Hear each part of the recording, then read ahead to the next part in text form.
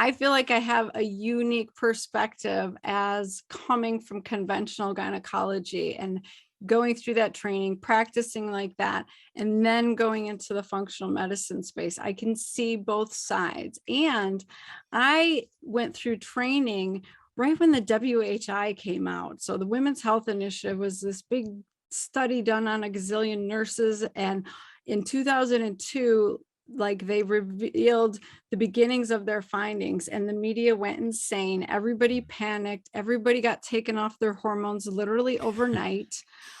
Women were miserable, threatening their doctors. Their doctors were scared to death because they thought they were causing breast cancer and stroke and all of these things. What a and mess. It has literally taken almost 20 years for conventional gynecology to actually sit down and evaluate that study and acknowledge its major faults and the truth behind it. So here's the truth. The average age woman in that study was like 64. So they were 10 to 15 years into menopause. They had already started having heart disease and diabetes and obesity and all of the issues that we know predispose to blood clot, stroke, and breast cancer.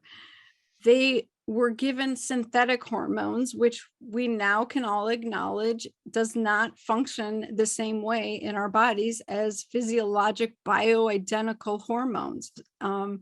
And that was not acknowledged 20 years ago. They kept saying the progesterone arm of the study. It was not progesterone. It was progestin, a synthetic hormone, which acts very different in your body. And so, we made all these rash decisions and we ruined women's quality of life when they had been on hormone replacement starting, I don't know, in the 1920s or 1930s is when we first started using it. So all of a sudden you see all these miserable women trying to suffer in menopause. And what, we didn't acknowledge anything. Then we get this backswing come out of bioidenticals are amazing. Let's do that. And you get practitioners trying to put women on doses that are reproductive level doses, trying to get them back into cycling and being 40 years old or 35 years old again. And we finally realized that doesn't help women either. So we're at a point, the pendulum keeps swinging, where we realize, let's try and maybe put women in like the 48, 49-year-old level of hormones and suspend that time period and slow down the aging process. Because what we've learned is estrogen is actually very beneficial to the rest of our body. We have receptors everywhere. As soon as our estrogen levels are consistently low, the heart disease goes up, the diabetes, the dementia, the bone loss, and then the physical stuff that nobody wants to see. Like we lose collagen and fullness in our face, our skin gets thin like tissue paper, our vagina dries up, like all that bad stuff. And, I don't have a strong opinion either way. I think women should be informed and have the ability to make a decision.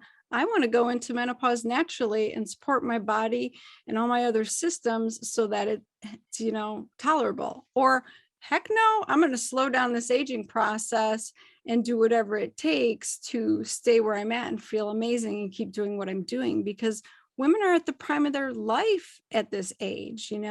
If you look back the year 1900, the average age lifespan was 49. So women died. We didn't have to live half of our life in a menopausal estrogen deficient state. So men would never put up with that or tolerate that. They'd be like, give me my hormones. I'm trying to run companies. I'm trying to run marathons. I'm busy.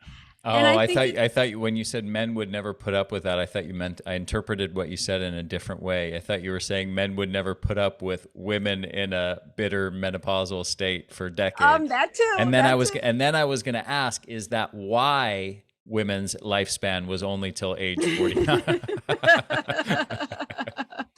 Oh, yeah. Just whack them over the head when you're done with them. I don't know. I just can't tolerate this any longer. Sorry, Susan. Well, I actually do hear that. Like women are like, I can't even tolerate myself. I hate myself, because it doesn't feel good to not have hormones in your body. Hormones Yeah. are your messengers. And so I'm all for supporting natural menopause if that's what you want to do. If you have a slow, chill, beautiful life where you can do yoga and cook your food and you aren't majorly stressed and trying to work 12, 14-hour days or like go to CrossFit, you probably can go into menopause and have a beautiful life. If you're a high-powered woman trying to do all this stuff, you probably won't make it without your hormones. And so it should be an individualized decision. I agree with Dr. Maritza. I agree with Dr. Tassone. I agree with all of them because they're all right. It depends on the individual. And that's where we forget that.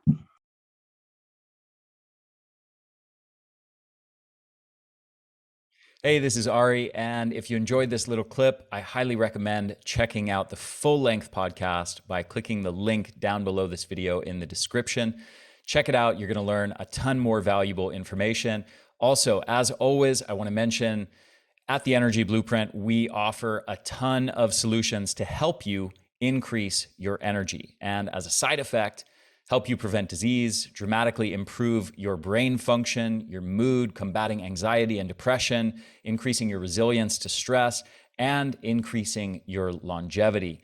All nice bonuses to strategies designed to massively increase your mitochondrial function and your energy levels. And we've got a whole suite of products, online info products that guide you on strategies to optimize your lifestyle and nutrition habits. We've got an Eat for Energy course. We've got a brain course. We've got an advanced fat loss strategies course. We've got a breathing for energy course, which I highly, highly recommend. People just absolutely rave about that one in particular. And we've got a whole suite of supplements, mitochondrial formula, a brain formula, energy essentials and superfoods, which is our comprehensive multivitamin and multimineral and superfoods formula. So thank you for watching this. Again, full length link to the full length podcast is down below. And check out theenergyblueprint.com for our whole suite of products that can help you dramatically transform your energy levels.